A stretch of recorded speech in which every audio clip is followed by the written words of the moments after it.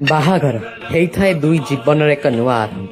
ହେଲେ କିଏ ଜାଣିଥିଲା ଏଇ ନୂଆ ଆରମ୍ଭରେ ଆସିବ ଏମିତି ଏକ ଘଟଣା। ଭିଡିଓଟିକୁ ଶେଷ ପର୍ଯ୍ୟନ୍ତ ଦେଖନ୍ତୁ, ସବୁ ଜାଣିପାରିବେ ଏବଂ ଗୋଟେ କୋହଭରା କାହାଣୀ ଦେଖିପାରିବେ। ଜୟ ହିନ୍ଦ ସାର୍।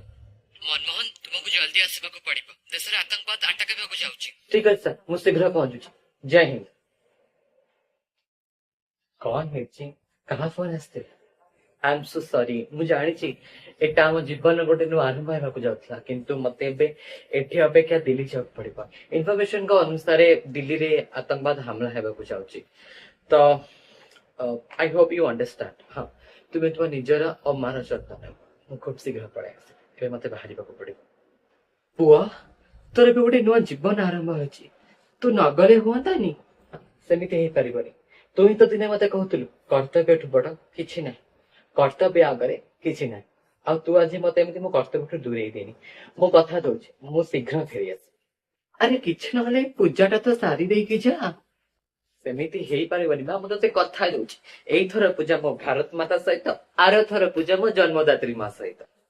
ତାଙ୍କୁ ଯିବାକୁ ଦିଅ ମା।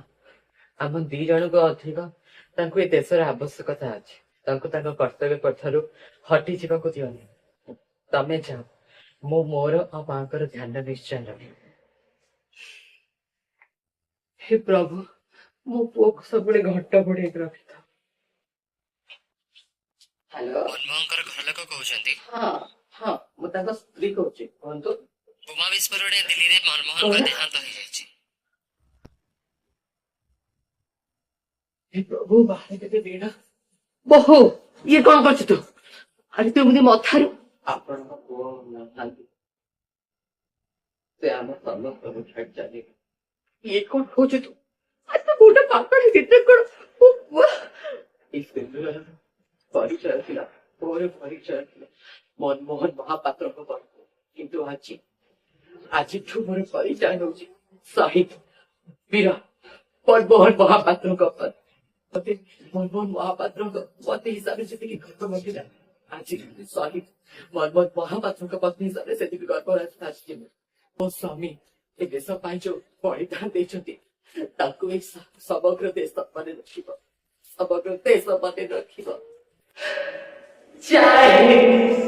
तेरे लिए मर मिटेंगे तेरे बेटे ना भी ଯଦି ଆଜି ଆମେ ଘରେ ସୁରକ୍ଷିତ ଅଛନ୍ତି, ତେବେ ଗୋଟେ ସ୍ତ୍ରୀର ବଳିଦାନ ପାଇଁ, ଗୋଟେ ମାର ବଳିଦାନ ପାଇଁ, ଗୋଟେ ଭଉଣୀର ବଳିଦାନ ପାଇଁ ଏବଂ ଗୋଟେ ବାପାର ବଳିଦାନ ପାଇଁ।